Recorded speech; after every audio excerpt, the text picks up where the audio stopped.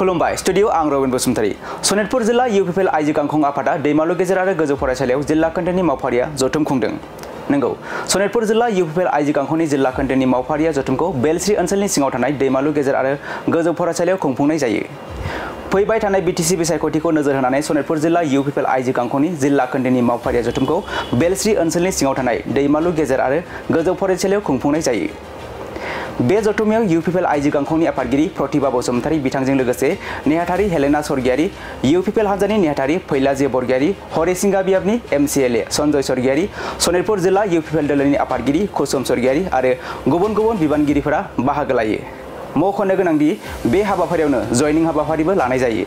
गुबुन गुबुन दोलोनि गासै 20 आइजोफोरा बिटिआरनि गाहाय खुंगिरि प्रमद बर' दैदेननाय इउपिपिएल दोलोनि मोजां हाबा मावनाय आरो फारफ्रोमबो बिथिङाव जौगानायनि हाबा मावनायखौ मोजां मोननानै इउपिपिएल दोलोआव जयेन जाहैयो। दानिया फैदो फैलाजी बरगयारी बिथाङा बे हाबाफारियाव बाहागो लानानै मा फोरमायखो जों आबुङै खोनासंना लानि।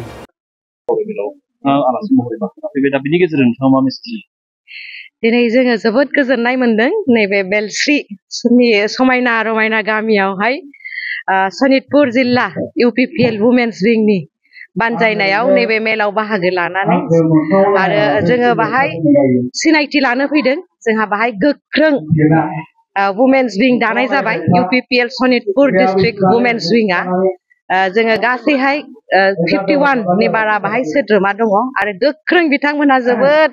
माने फैगौ समावहाय राजनिति बिथिङाव जोबोद मोजां राव गोनां गोख्रों दैदेनगिरि जानो हागोन होननानै दिनै जोङो माने मिथि मोनदों आरो जोबोद गोजोननाय मोनदों। बाहाय जोङो जोंनि दोलो इउपिपिएल दोलोखौ आइजोफ्रा मारैहाय नैबे सनितपुर जिल्लायाव जोङो मारैबाय जोंहा बाहाय हरिसिङा समस्तियाव दा भट होनाय जागोन। बाहाय जोंना 11,000 भटार्स दङ। 13 माने 14टा बुथ कमिटि 14 बुथ कमिटिस दङ आरो बाहाय जोंहा माने जोंनि वुमेन मेम्बार्सफ्रा सोद्रोमाफ्रा जाहाथे साबसिननिफ्राय हामसिन नैबे फैगौ बिसायख'थियाव मावनो हायो बेनि थाखाय जोङो माखासे वार्कशप बा सावरायलायनाय जादों। मा खालामबा जोंनि दलखौ जोङो मजबुत खालामनो हागोन बेखौ जोङो सावरायलायनाय जादों आरो फैगौ समावहाय मिजिंथियो जोङो नैबे सनितपुर जिल्ला इउपिपिएल वुमेन्स विंनि माने गोख्रों दैदेननायाव मोजां रिजाल्ट दिन्थिफुंनो हागोन होननानै जोङो मिजिंथियो।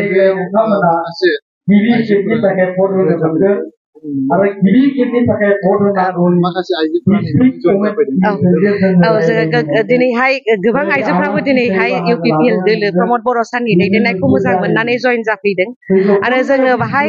सनितपुर जिल्ला वुमेन्स विंनि खावलायनायाव जोङो दिनै प्रमद बर' सारनि दैदेननायाव बिटिआर सरकारा आइजोफोरनि जौगासारनायनि थाखाय मा आसनि बा बिथांखि दाखो बा जोंनि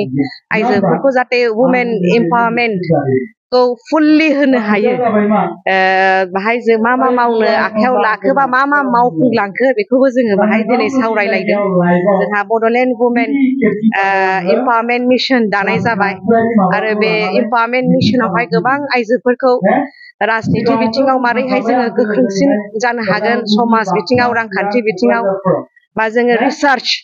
बेसेबां खालामनो हागोन बा जोङो जौगासारनो हागोन बेनि थाखाय 1% बाजेटखौ सरकारनिफ्रायबो दोनखानानै दोननाय हिसाबै जोङो मा मावलांबा मोजां जागोन बेखौबो जोङो सावरायलायदों आरो लोगोसे जोंनि माइनाव सोरां बिथांखियानो जा आलारि सोरां गियान सोरां आरो अनसाय बिथांखि जोंनि साइस्थ' बिथिंथिंहाय जोंहा मारैहाय साबसिन हामसिन मावगासिनो दं आरो मावलांगोन बा जोङो नैबेहाय फरेस्ट एरिया जिहेतु गोलैयो एफआरसि बाहाय जोंहा गोबां सरकारनि आसनि दङ जेनेबा प्राइम मिनिस्टार वन धन योजना दङ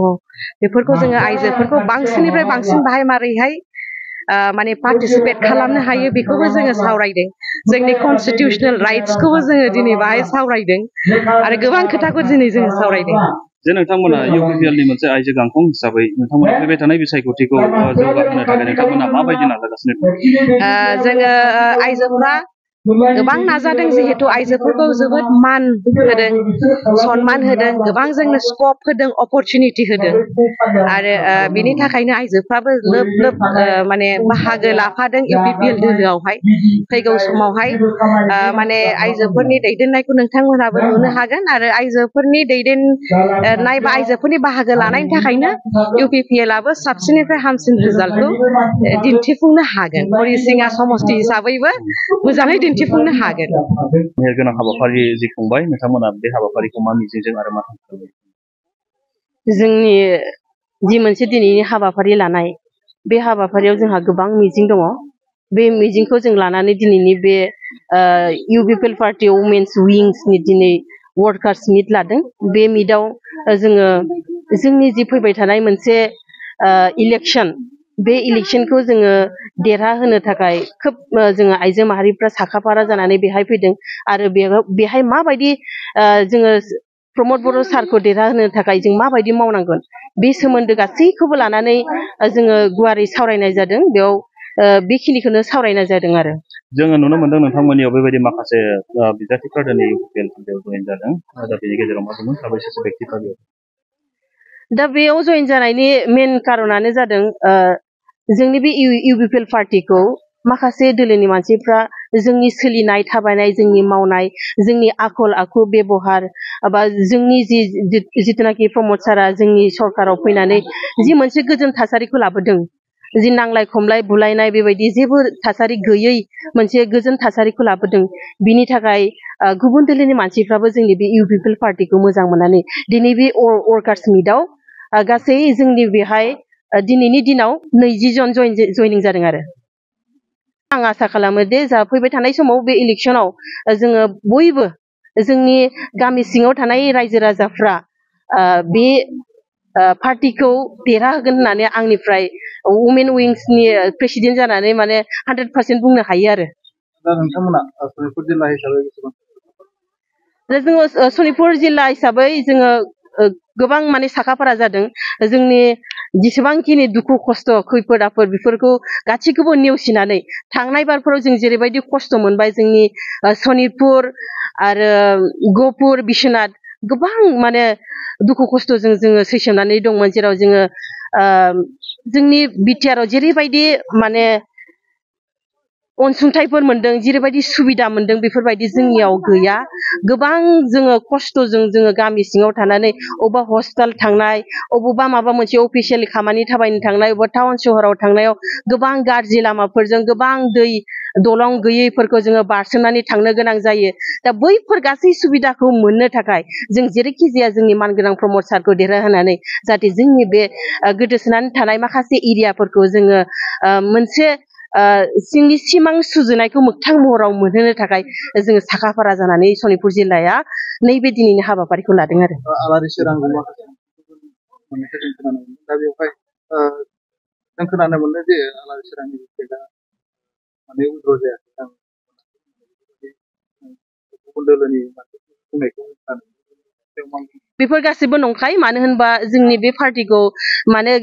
एसे माने नार्भास खालामनो थाखाय माखासे दोलोनि मानसिफोरा बेफोर खोथाखौ बुंदों जानो हागौ नाथाय बे नंखाय अलरेडि जोङो भटखौ होनो हायाखैबाबो जोंना गिबियावनो माखासे आलारि सोरां मन्दिर 2 लाख थाखा होनाय बियो अलरेडि जोङो मोनखाबाय बेखौ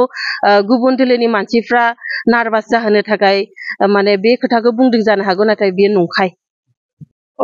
दिनैनि बे मेलाव जयेन जानायनि खामानिया जाहैबाय